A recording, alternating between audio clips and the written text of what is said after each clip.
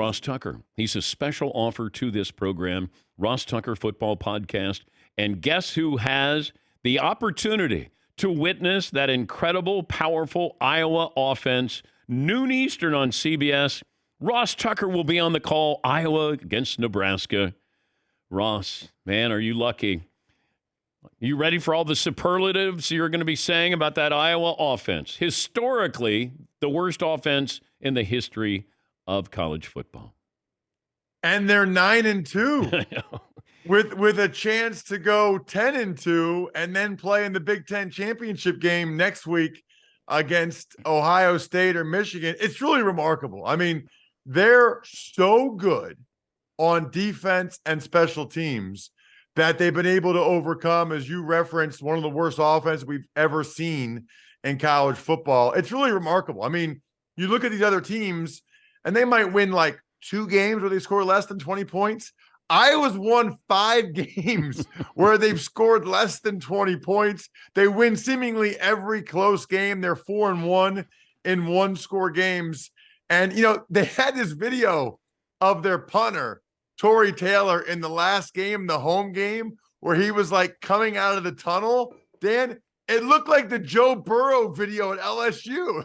like the Heisman hype video, except for Iowa, it's their punter. And I asked a buddy of mine, I'm like, was that like a joke, or like, do people really love him that much? Like, no, we realize how valuable the punter is, and that was not a joke. That was sincere and genuine. That's how much we love that dude. He's a big reason why we win games. And the over-under, I think, is 26.5 for Iowa and Nebraska. Let me ask you about the college rankings that came out. Your resume versus, an injury here. Like Florida State, should they have dropped? And should you factor in the injury to Jordan Travis, who's their star quarterback, gone for the year? No, I don't think you should factor in the injury. I don't think that's fair to all the other guys on that team. I think it will be factored in based on how they play in their next 2 games, right? Like how they play against Florida and how they play against Louisville in the ACC championship. Then you'll have a better idea of what they are, but don't preemptively do it, right? That doesn't make sense. Maybe their backup quarterback's awesome. Maybe he comes out and plays great. I don't understand the logic of like a preemptive strike. Now, if you moved up Washington because they beat Oregon State and it was an impressive win, and now they got these impressive wins, which they do against Oregon and Utah and Oregon State, totally fine with that. But it should not have been because Travis got hurt. I'm not a fan of that. Well, you have this in the SEC where you'll play a cupcake. And they allow this because I think you play 8 games against SEC opponents. Now, this isn't Florida State, but Florida State, you're playing North Alabama. So that's where it's hard to sometimes sympathize, where Washington and Oregon are playing against quality opponents. Pac-12 week in and week out. The Big Ten, you have to play the Big Ten schedule there. So I think sometimes these teams hurt themselves because they're going to play against somebody that they should beat 58-10. Yeah, well, and to your point, Dan, I mean, the Big Ten, you got to play 9 conference games. In the SEC, they said that's not going to be good for us. If we want to make the college football playoff, why do we want to have one more game where we're smashing against each other? Yeah. Let's have that game before the rivalries where we play, an FCS school or play a lesser school. And I do think that's probably one of the reasons why the SEC has had so many teams go to the college football playoff and so many years where they have 2. That's one less game, Dan, that's losable, right? Even if they're probably going to beat Kentucky or Arkansas or whoever else it would be, it's still one less game that's actually losable. They're not going to lose, against these FCS teams. We're talking to Ross Tucker, Westwood One, CBS Sports, NFL college football analyst, and, of course, a former offensive lineman. If I gave you C.J. Stroud or Trevor Lawrence the rest of their careers? Ooh, that is a good one. I think I'd go C.J. Stroud. Wow. Yeah, I think I'd go C.J. Stroud. Just because, let's go by the body of work and the sample size we have so far, right? Even just this year, Dan, I think that Stroud's probably objectively played better than Lawrence has this is year 3 for Lawrence. And I don't know that he was playing that great. Now he's coming off his best game against the Titans. Give him credit for that. But the week before against the Niners, he didn't look very good. And I think he's got significantly better people around him than Stroud does. In other words, I don't know that the Texans are 6-4 with Trevor Lawrence like they are with Stroud. And I'm pretty confident the Jaguars would be 7-3 if Stroud was there. So I'll take Stroud because his, albeit an admittedly limited sample size so far, is better than I think Lawrence's entire body of work. How good do you feel as a Eagle fan with that performance against Kansas City? Because if Valdez-Scantling hangs on to the football, then we got a lot of questions about the Eagles. So they survived. They won in Kansas City, but how do you feel about them? Well, I think you feel great that they found a way to win the game like they so often do, and that they still have pole position for the number 1 seed. I really don't think we talk about it enough, Dan. I don't know any other sport where the number 1 seed, to me, it's inequitable. I mean, not only are you the only team that doesn't have to play a game that first weekend, but then you get 2 home games. I mean, the difference between the 1 seed and the 2 seed, they could have the same record, Dan, and the 1 seed just has to play 2 games at home, whereas the 2 seed has to play 3 games, including 1 on the road. So if you're an Eagles fan, yeah, I mean, it was strange, quite frankly, to see the Chiefs probably be better than the Eagles up front on both sides of the ball. I thought the Chiefs were the better team in that game, but ultimately nobody really cares. All that matters is the win-loss. What matters is who plays better when they face each other again in the playoffs, if that's what happens. But getting that number 1 seed is so critical that I think you feel real good about the Eagles' chances to still secure that, because they got a win that they kind of weren't supposed to get, right? They were the underdogs in the game. They kind of stole one. And with these other tough games coming up, Buffalo, San Francisco, at Dallas, to kind of get that win in their back pocket was huge. Yeah, I agree, because you got to hold off the Cowboys in your own division, and you want to try to secure home field advantage. As a former offensive lineman, tell me what happens in the brotherly shove, the tush-push. Like, what is your role as an offensive guard? You know, the center is the most important, but as a guard, what role would you play? So, by the way, I'm glad you're bringing this up, because what the Eagles do is incredibly impressive. And I'm glad that we've had a lot of season now, or a second season of them doing it, so that we see these other teams that can't do it that well. The best thing they have going for them, Dan, it's the left side of the line. I mean, Jordan Mailata is 6'8", 380.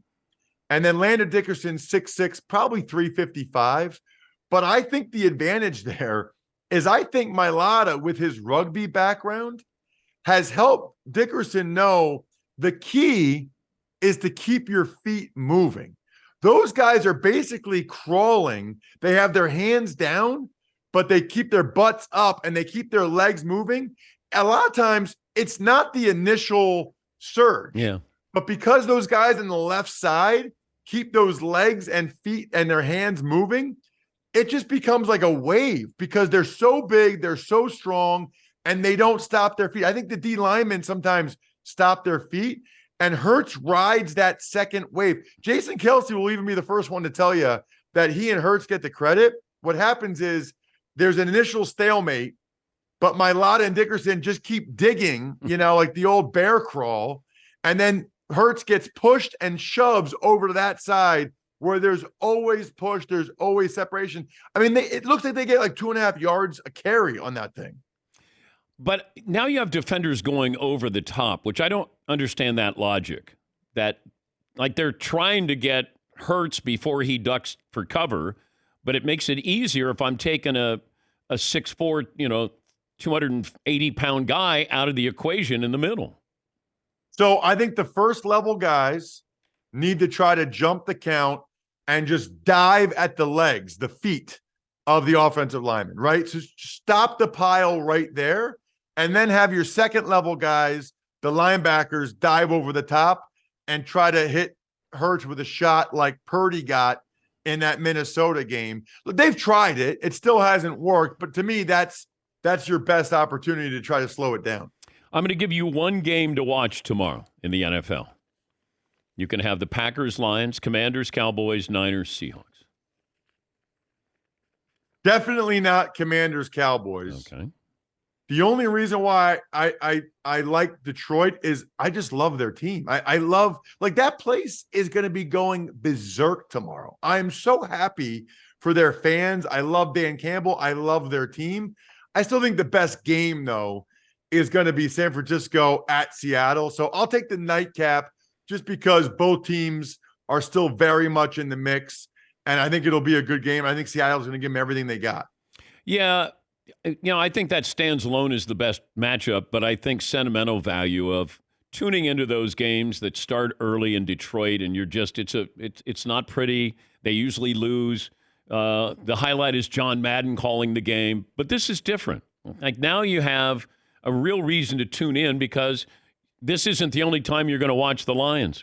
Since 2000, this is the 8th time the Lions have taken a winning record into Thanksgiving, and they're 4-3 in those previous 7 Thanksgiving games. Let me see. I got something else here. The last time the Lions took a record of 8-2 or better into their Thanksgiving game was 1962, and they beat the Packers that day, 26-14. So maybe a little karma.